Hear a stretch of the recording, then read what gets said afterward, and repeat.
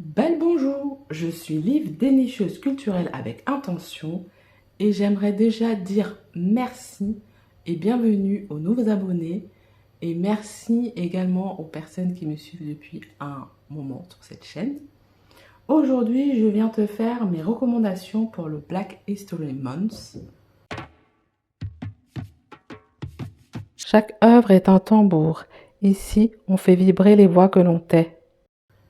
Le Black History Month est la traduction, c'est bien sûr le mois d'histoire des Noirs.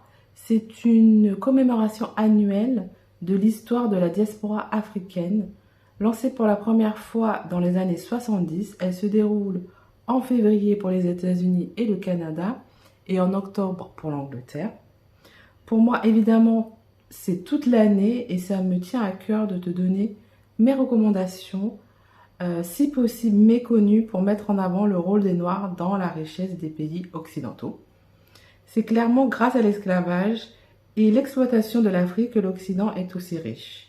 J'ai classé mes recommandations par thème et je commence tout de suite avec le thème de l'esclavage et du marronnage justement. Alors, il y a énormément de livres, de films sur cette période. Mais pour moi, il est important d'éviter ce qu'on appelle le white savior, c'est-à-dire le blanc qui vient sauver tout le monde, et les histoires un peu romancées sur l'esclavage que je trouve vraiment horrible. Donc le premier livre dont je veux te parler ici, c'est L'esclavage raconté à ma fille, qui est un essai de Christiane Taubira qui pose vraiment les bonnes questions sur l'esclavage et sur la loi Taubira, on appelle la loi Taubira, qui est un devoir de mémoire en fait sur ce qui s'est passé sur cette partie de l'histoire. Et c'est hyper didactique en fait comme livre puisque c'est un dialogue imaginé entre elle et sa fille adolescente. Et vraiment, c'est fluide, c'est facile à comprendre, c'est touchant. Vraiment, ça se lit très bien et ça explique bien en fait les enjeux de l'esclavage. Ça pose la question de la réparation. Non, vraiment hyper intéressant cet essai. Le deuxième livre dont je veux te parler, c'est Beloved de Toni Morrison, qui est un roman où en fait on comprend petit à petit dans ce roman ce qu'a été l'esclavage et le traumatisme que ça a engendré. Bon, j'en ai déjà parlé dans plusieurs vidéos, donc je vais t'en parler dans ma vidéo de mes meilleures lectures de cette année. Et donc, je ne m'étends pas plus sur ce livre-ci. Le troisième livre dont je veux te parler, c'est Mémoire d'un esclave de Frédéric Douglass, témoignage puissant qui dénonce la déshumanisation orchestrée par les Blancs. Il fait une belle ascension sociale en devenant un membre du gouvernement. C'est un peu un pamphlet pour l'abolition de l'esclavage. Et c'est vraiment un livre très touchant, je te recommande. Pour les films sur l'esclavage, je te recommande de voir Harriet, film de 2019 qui est un biopic sur Harriet Tubman, et Le chemin de fer clandestin. Et en fait, ça démontre à quel point les Noirs ont tout fait pour s'en sortir. Donc soit ils se sont tués eux-mêmes, soit ils ont essayé de s'enfuir.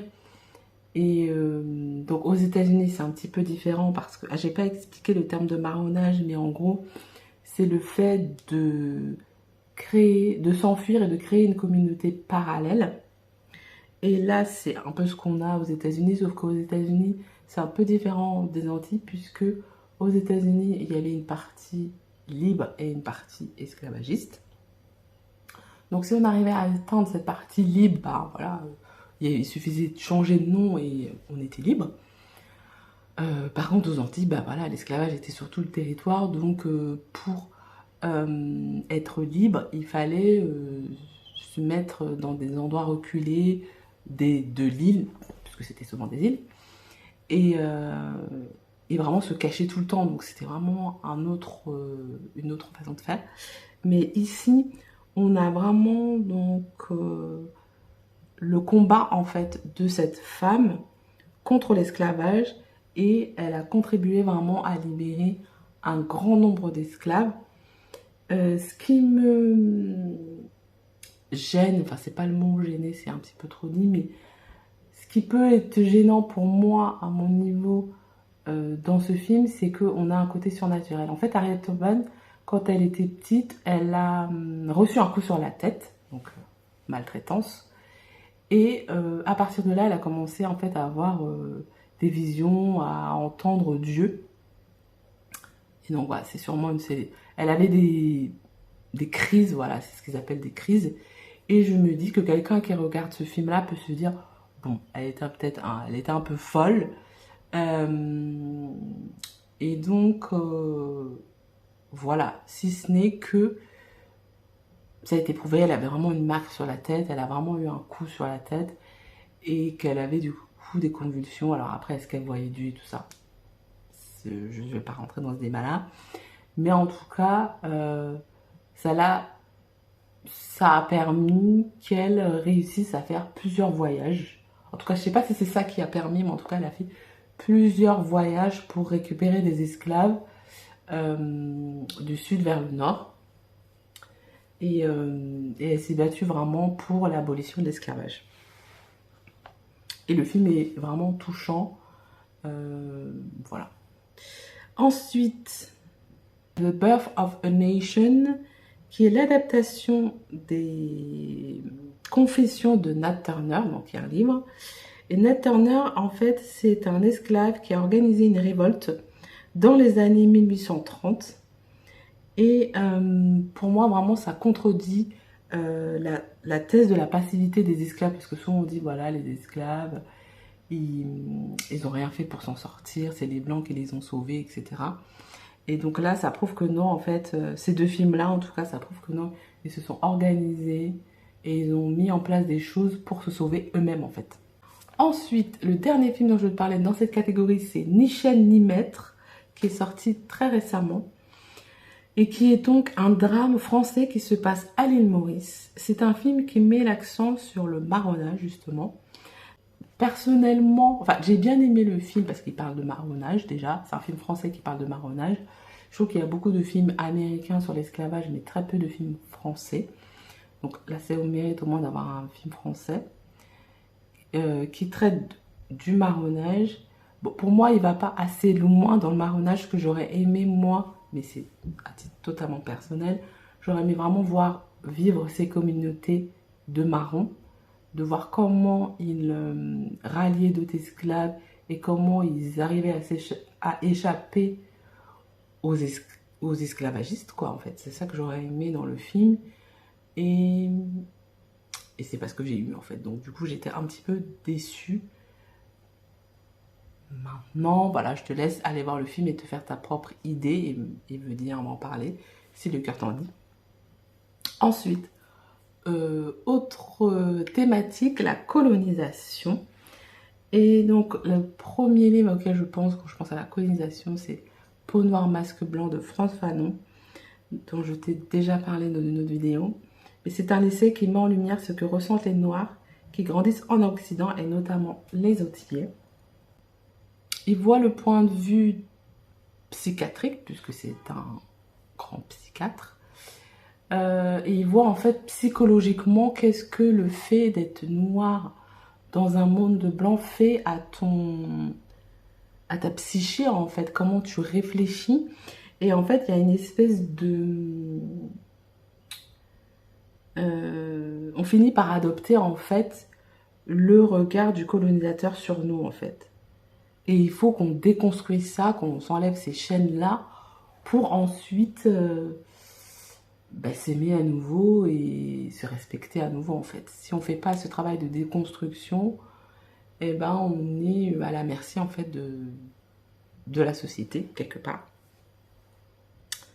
Voilà, je te recommande d'aller voir l'essai parce que bien sûr, c'est beaucoup plus que ce que je viens de te résumer. Donc, je te recommande vraiment de le lire. L'autre livre que je te recommande sur la colonisation, c'est Le monde s'effondre de Chinua Achebe.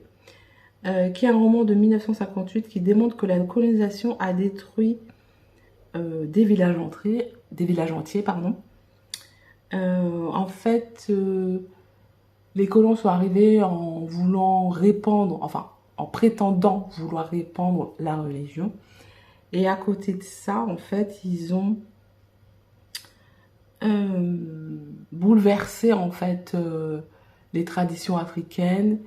Ils ont voulu effacer, en fait, les traditions africaines pour les remplacer par leurs traditions à eux, pour, en fait, mieux nous contrôler, quelque part, en changeant de religion, en nous changeant de religion, la langue, enfin, etc. Plein de choses.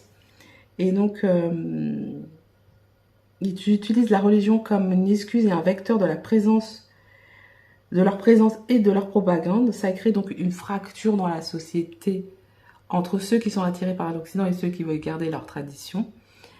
Et vraiment, je trouve que c'est hyper bien fait dans ce livre. Enfin, moi j'ai bien aimé ce livre, mais je trouve que c'est vraiment, ça montre vraiment le côté vicieux de tout ça. Et ouais, je te recommande de le lire. Pour les films, je n'ai pas encore vu vraiment de films qui traitent véritablement de la colonisation.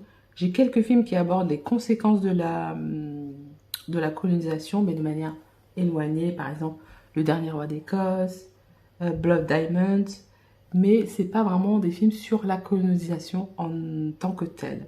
Mais voilà, si tu as des films qui traitent de ça, je suis vraiment preneuse.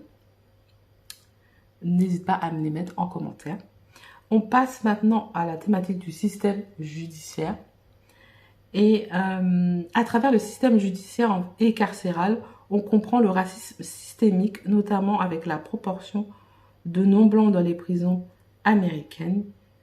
Oui, parce qu'en France, on n'a pas, malheureusement ou heureusement, c'est toi, tu me le diras, mais on n'a pas de statistiques sur la race, même si bien sûr la race est une construction sociétale, puisqu'il y a une seule race, c'est la race humaine, on est d'accord, mais de manière sociétale, on a divisé la race humaine. Mais vraiment, le premier film qui me vient vraiment à l'esprit, c'est le documentaire d'Ava DuVernay qui s'appelle 13 Amendments. Et je te recommande vivement ce documentaire. Voilà, je te recommande vivement ce documentaire. Le 13e amendement, en fait, c'est l'amendement qui abolit l'esclavage. Il abolit l'esclavage, donc on n'a pas le droit de priver quelqu'un de sa liberté, sauf si cette personne-là est un criminel. Et ce que Ava DuVernay montre dans ce documentaire, c'est que justement, ils se sont engouffrés dans cette faille qui dit que voilà, un criminel, on a le droit de l'emprisonner. Et ils ont tout fait pour criminaliser en fait les Noirs. Donc il y a eu... ils ont mis en place la drogue, l'alcool, plein de choses en fait pour... Et ils ont toujours été très durs avec les Noirs pénalement en fait. Dès qu'il y a un Noir qui fait quelque chose... De toute façon, le système le broie. Pourquoi? Parce qu'aux États-Unis, il faut avoir de l'argent pour avoir un avocat. Il y a les cautions... c'est tout un système qui est mis en place pour que les Noirs soient majoritairement emprisonnés. Parce qu'en fait, quand l'esclavage s'est terminé, ils n'avaient plus de manœuvre gratuite en fait. Et pendant 400 ans quand même, ils ont profité de manœuvres gratuites et c'était pas encore assez. Donc ils ont décidé de remplacer l'esclavage par la prison. Voilà, tout simplement. Et donc, 33% de la population carcérale est noire, alors que les Noirs représentent que 13% de la population américaine. Donc, ils sont surreprésentés en prison. Donc, je te recommande d'aller voir ce documentaire qui est disponible sur YouTube. Donc, voilà, t'as pas d'excuse pour ne pas aller voir. Ensuite, il y a le film La Voie de la justice, qui illustre tout à fait ce que je viens de dire par rapport aux prisons. Vu qu'on suit un jeune avocat qui décide d'aider un homme noir dans le couloir de la mort, on voit à quel point le système broie les pauvres, et notamment les Noirs. Et on suit en fait tout son parcours judiciaire à cet homme qui a été accusé injustement. Très bon film avec Michael B. Jordan. Niveau livre, je pense forcément à la BD Perpendiculaire au soleil, même si tout n'est pas parfait dans cette BD. Donc BD de Valentine Cuny-Le Caillé, qui montre les privations que subissent les personnes dans le couloir de la mort. Autre thématique, l'identité. Je trouve qu'il y a peu de thématiques en fait qui parlent ou qui questionnent l'identité, ou du moins ce qu'on nous a vendu comme étant l'identité des Noirs, puisque bien sûr il n'y a pas d'identité noire, de la même manière qu'il n'y a pas d'identité blanche, c'est aberrant. Mais on nous a créé quand même des stéréotypes, et voilà, je trouve ça bien de questionner ces stéréotypes en fait. J'ai mis dans ces sections du tout au nu qui interroge un peu, enfin en tout cas à mon sens, qui interroge l'identité, les stéréotypes qu'on nous a vendus en fait. Le premier livre que je te mentionne, c'est Americana de Chimamanda Ngozi Adichie, dans lequel on suit Ify Melu, qui est une jeune étudiante nigériane qui part aux États-Unis. Et elle découvre en arrivant qu'elle est noire en fait, parce que, encore une fois, c'est une construction sociale qui est très forte aux États-Unis. Et donc, elle se rend compte aussi que sa couleur de peau conditionne toutes ses interactions avec les gens, qu'ils soient noirs ou blancs en fait. Avec les Afro-Américains, elle a des interactions différentes avec des blancs, etc. Et donc, elle devient aussi, pour ceux qui sont restés au Nigeria, une Americana, puisque c'est comme ça qu'on appelle les gens qui ont émigré aux États-Unis et qui reviennent.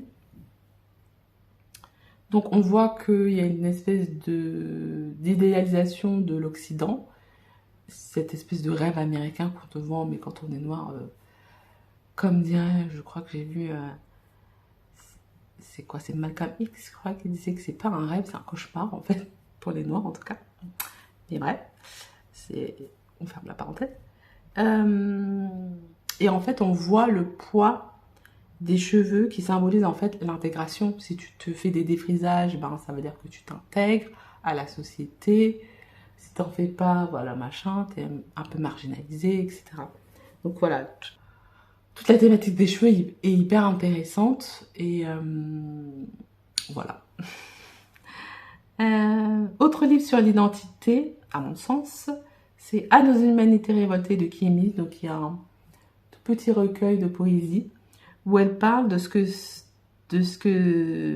qu'est son expérience à elle d'être noire en France. Et c'est vraiment un recueil touchant, percutant. Voilà, je suis fan de ce recueil, j'en parle tout le temps, donc voilà, je n'en parle pas plus ici. Et le dernier livre de cette section, c'est Effacement de Percival Everett. C'est l'histoire d'un écrivain noir qui ne trouve pas d'éditeur parce que il n'écrit pas assez d'histoires noires en fait. Et au départ, quand je l'avais lu ce livre-là, j'avais vraiment pas aimé. Mais plus j'y pensais et plus... Enfin, j'y pensais souvent déjà, donc ça c'est plutôt un bon signe. Et plus j'y pensais, plus je me dis, mais en fait, c'est fort en fait ce qu'il a réussi à faire dans ce livre.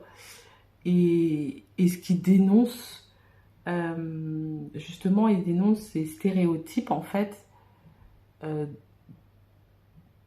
Voilà, ces rôles dans lesquels on met, voilà, dans un film, et ben voilà, le dealer il sera noir, l'assassin il sera souvent noir, enfin bref, plein de stéréotypes qu'on nous a collés et qu'on nous a martelés et qu'on finit par trouver ça normal en fait.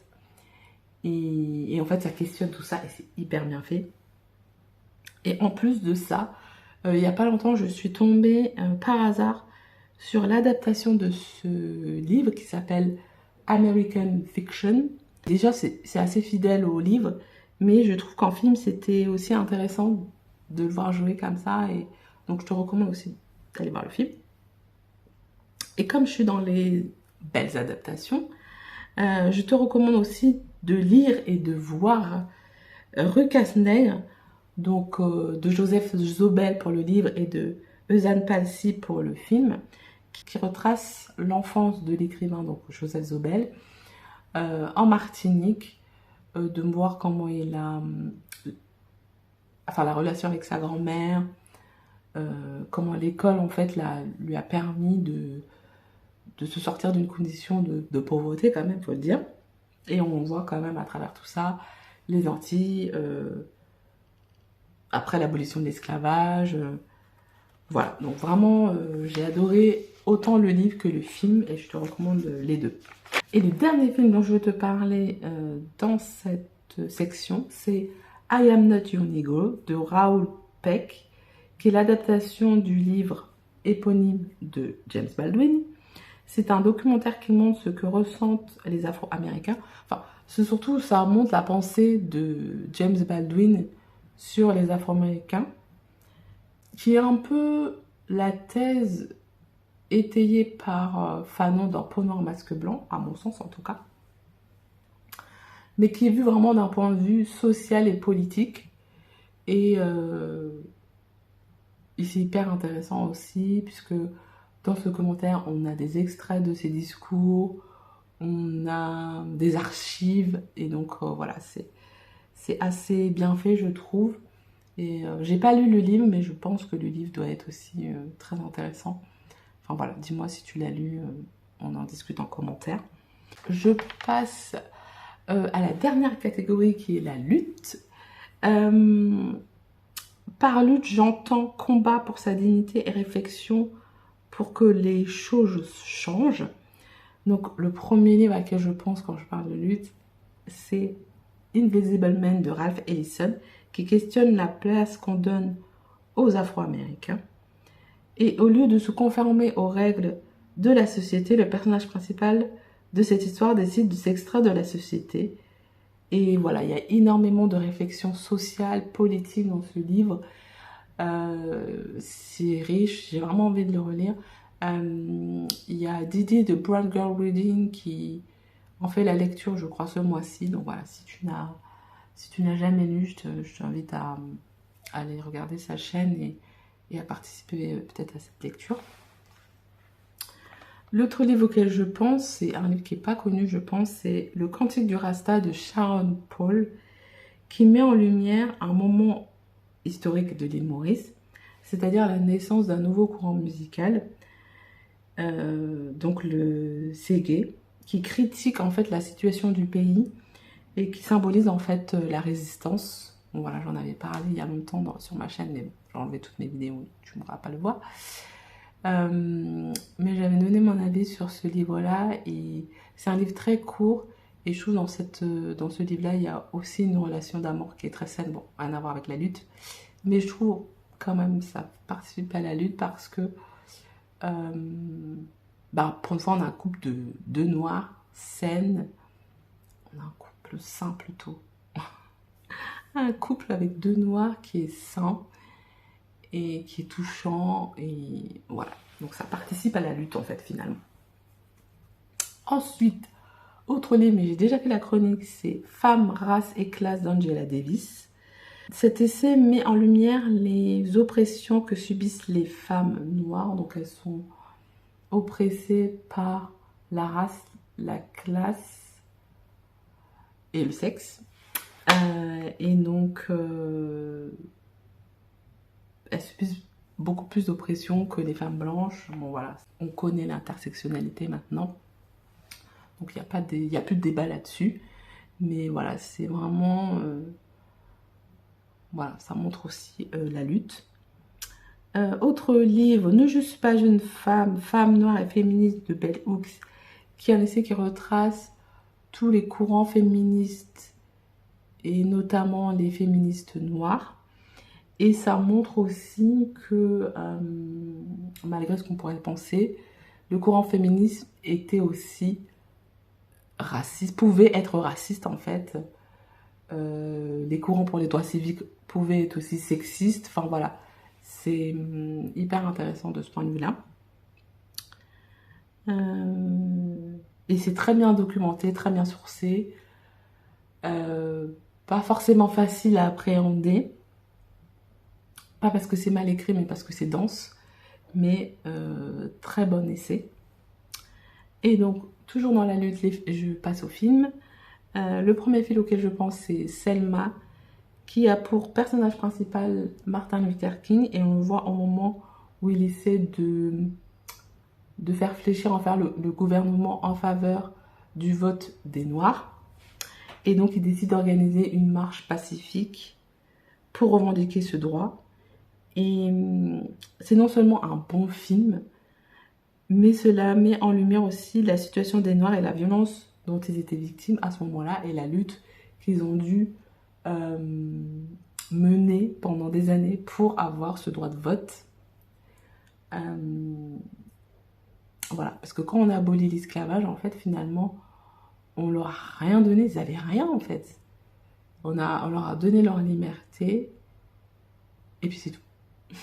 C'est vrai, je veux dire, ils avaient juste leur habit sur leur dos, on leur avait tout pris, quoi. On leur avait pris leur nom, on leur a pris leur terre, on les a déplacés, et ensuite on a aboli l'esclavage, et hop, voilà. Enfin bref. L'autre film qui symbolise pour moi la lutte, c'est Emmett Till, qui symbolise la lutte contre le lynchage, puisque suite au meurtre d'un garçon de 14 ans par deux blancs, la mère décide de laisser le cercueil ouvert pour que les gens sachent ce qu'ils lui ont fait. Et c'est bien évidemment un film très émouvant, mais c'est aussi un combat en fait. Et ça a donné lieu suite à ce combat, au bout de 25 ans, il me semble que c'est 25 ans, que je ne dise pas de bêtises, qui a donné une loi contre le lynchage, quoi, quand même. Alors que le lynchage, c'est juste un meurtre de quelqu'un, mais sans jugement, en fait. Tu as le droit de tuer quelqu'un comme ça, gratuitement, sans jugement, et t'es pas inquiété. Enfin, c'est fou, quoi. Et le dernier objet culturel dont je veux te parler dans cette vidéo, c'est Malcolm X, puisque ça symbolise clairement la lutte aussi. Bon, après, il y en a d'autres, hein, mais n'hésite pas à les mettre en commentaire si toi, tu penses à d'autres films. Malcolm X, c'est un film, je l'ai regardé là récemment, qui dure 3 heures, et ça retrace le combat de Malcolm X.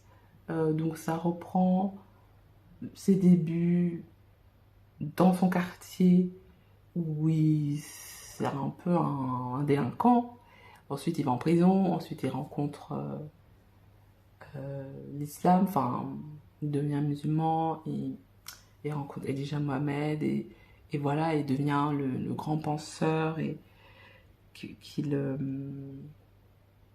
été jusqu'à ce qu'il le tue. Donc c'est 3 heures hein, quand même le film, donc il faut y aller. Puis c'est un film des années 90, je crois que c'est 92 si je dis pas de bêtises, donc c'est lent, hein, voilà. Mais je trouve que justement ça prend le temps d'expliquer tous ces aspects de sa personnalité. Et évidemment c'est un film, donc ça peut pas non plus tout dire, mais je trouve que ça montre vraiment la belle évolution qu'il a eue. Et même après, puisqu'il se détache après de la Nation of Islam et qu'il devient plus ouvert en fait, voilà, et donc il faisait de plus en plus peur en fait à chaque fois, puisqu'il arrivait quand même rien qu'en parlant, à déchaîner des foules en fait. Et pareil pour Martin Luther King, etc. Mais bref, c'est vraiment un film qui dénonce le racisme aux États-Unis, au même titre que d'autres films, mais voilà, là aussi c'est un biopic, voilà, qui retrace donc sa vie, enfin du moment où il était délinquant jusqu'à sa mort. Voilà. Mon journal est une affaire privée, mais dans l'ignorance du moment où je mourrai, et n'étant pas disposée, même si c'est regrettable, à considérer sérieusement l'autodestruction, ces pages tomberont sous d'autres yeux. J'en ai peur. Cependant, puisque je serai mort, je ne devrais pas me soucier de savoir si elles seront lues, par qui ou quand. Je m'appelle Thelonious Ellison et je suis romancier. Cet aveu ne m'afflige qu'à l'idée que l'on vienne à lire cette histoire, ayant toujours été moi-même rebuté par tout récit dont le personnage principal est écrivain. J'ai donc résolu de revendiquer une autre identité, du moins de m'ajouter le titre de fils, frère, pêcheur, amateur d'art, menuisier. Choisissons la dernière activité bien manuelle, ne serait-ce que pour la honte qu'elle causa à ma mère, qui des années durant s'entêta à appeler ma camionnette une familiale. Je suis Thelonious Ellison. Appelez-moi Monk.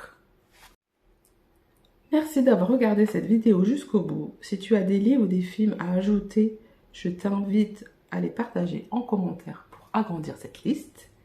Laisse résonner le tambour. À très vite pour de nouvelles vibrations culturelles avec intention.